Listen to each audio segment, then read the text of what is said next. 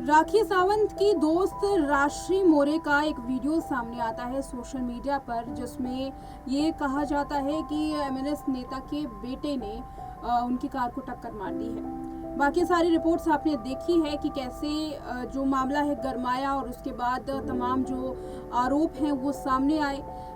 अब इसमें कुछ ऐसी बातों पर नज़र डालते हैं जिससे ये मामला गरमाया हुआ है, जिससे कंट्रोवर्सी और आगे बढ़ रही है, क्योंकि शायद ये कंट्रोवर्सी इतनी बड़ी ना होती जितना कि इसमें देखा जा रहा है। सबसे पहले आपको बता दें कि इसमें बयान किस किस के सामने नहीं आए हैं, किस किस के रिएक्शन सामने नहीं आए हैं।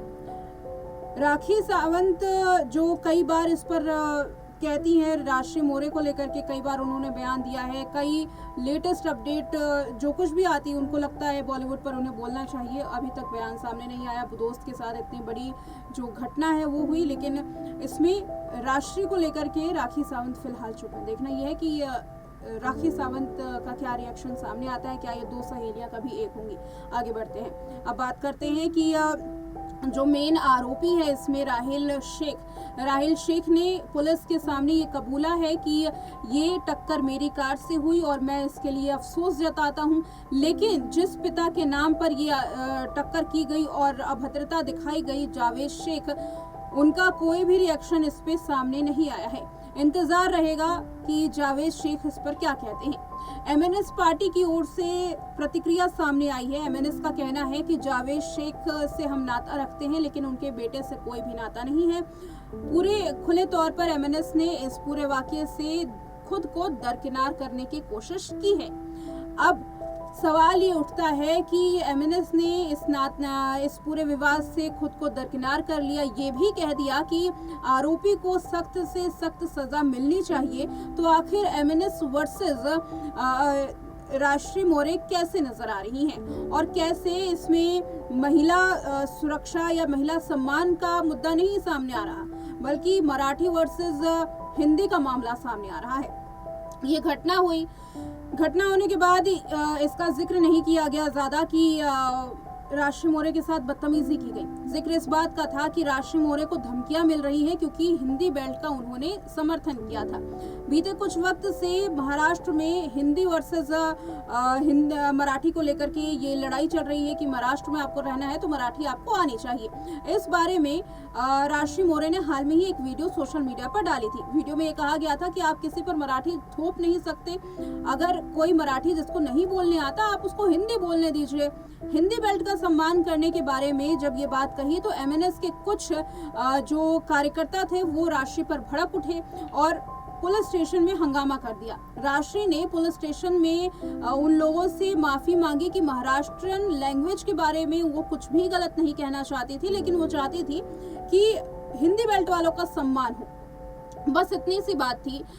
इसका वीडियो भी राशि ने इंस्टाग्राम पर शेयर किया है, आप चाहे तो वीडियो जाकर के देख सकते हैं। इसके कुछ दिन बाद टक्कर हो जाती है एमएनएस नेता के बेटे से। अब राशि या फिर और कहीं जैसा माहौल बना कि ये मुद्दा एक साथ जोड़ दिया गया। राशि का ये कहना है कि मुझे कार से बार बार टक्कर मारी गई, यानी कि ये साजिशन था। हो सकता था वो कार से साइड से निकल सकता था, लेकिन जो युवक था उसने बार बार कार से उसी गाड़ी को टक्कर मारी जिसमें राशि थी। आजू बाजू बहुत से लोग थे, लेकिन उतना असर नहीं हुआ जितना राशि को हुआ। राशि का आरोप है कि ये साजिशन किया गया है, जबकि केस में ये देखा गया कि जो एमएनएस नेता के बेटे हैं 26 वर्षीय राहिल शेख नशे की धुत में थे और इस वजह से ये गाड़ी में हमला कर दिया गया, या यूं कहे कि टक्कर हो गई, जिसके लिए वो माफी मांग चुके हैं। हालांकि इस पर एक्शन पुलिस को लेना चाहिए था। क्या आगे करने वाली है पुलिस कार्रवाई, ये देखने वाली बात रहेगी। लेकिन उस टक्कर को इस विवाद से जोड़ दिया गया और यही वजह है कि लगातार पॉलिटिकल एंगल भी इसमें सामने आने लगा था। लगातार कांग्रेस से लेकर के बीजेपी से लेकर के तमाम पार्टियां जितनी हैं सभी ने इस पर अपनी अपनी प्रतिक्रिया दी और इस घटना को असंवेदनशील बताया और साथ ही हिंदी वर्सेस महाराष्ट्र की मराठी की जो लड़ाई है वो यहाँ से शुरू हो गई। अब राशि का कहना ये है कि सिर्फ मुझ पर हमला ही नहीं करवाया गया है, बल्कि बार बार धमकियां दी जा रही हैं एमएनएस की ओर से कि तुमने गलत किया है, अपनी बात को वापस ले लो, नहीं तो जो करियर है वो बर्बाद कर दिया जाएगा। इस तरीके की बात राष्ट्रीय की ओर से कही जा रही है। वाजिब सी बात है कि अगर इतना संगीन मुद्दा है तो कोर्ट में ज़रूर उठेगा और यकीनन राष्ट्रीय को इसमें अपना जो बयान है वो न केवल पेश करना होगा, सबूत भी दिखाने होंगे। तो ये दो मुद्दा जिसे एक करके जोड़ दिया गया है और इस पर सियासत बहुत ज़्यादा हो रही है। देखना ये है कि जावेद शेख पर किस तरीके की प्रतिक्रिया जो है वो सामने आती है। हैरत की बात तो ये है कि एमएनएस ने इस पर अभी कोई भी बयान नहीं दिया है। एमएनएस के कार्यकर्ताओं ने राष्ट्रीय का विरोध किया, हिंदी बेल्ट का समर्थन करने पर राष्ट्रीय की जो वीडियो है उसे डिलीट करनी पड़ी। 200 लोग ओशिवारा पुलिस स्टेशन में पहुंचे थे राष्ट्रीय का विरोध करने के लिए, पुलिस का सहारा राष्ट्रीय को लेना पड़ा।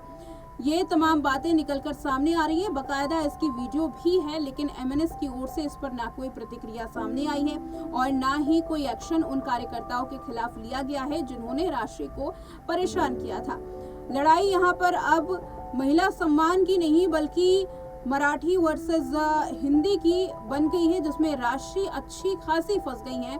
देखना ये है कि इस मामले में क्या रुख इख्तियार किया जाएगा, जो धमकियां दी जा रही हैं क्या इस पर एक्शन होगा, क्योंकि लगातार राष्ट्रीय जो है अब अपनी सुरक्षा को लेकर के भी काफ़ी चिंतित है। उनका कहना है कि घर से निकलना काफ़ी मुश्किल हो रहा है, लेकिन इसका बिल्कुल असर उनके काम पर नहीं होगा और वो बिल्कुल भी नहीं डरती। आगे आने वाले वक्त में इस तरीके की चुनौती का वो सामना करते हुए नजर आएंगी। इस रिपोर्ट में इतना ही।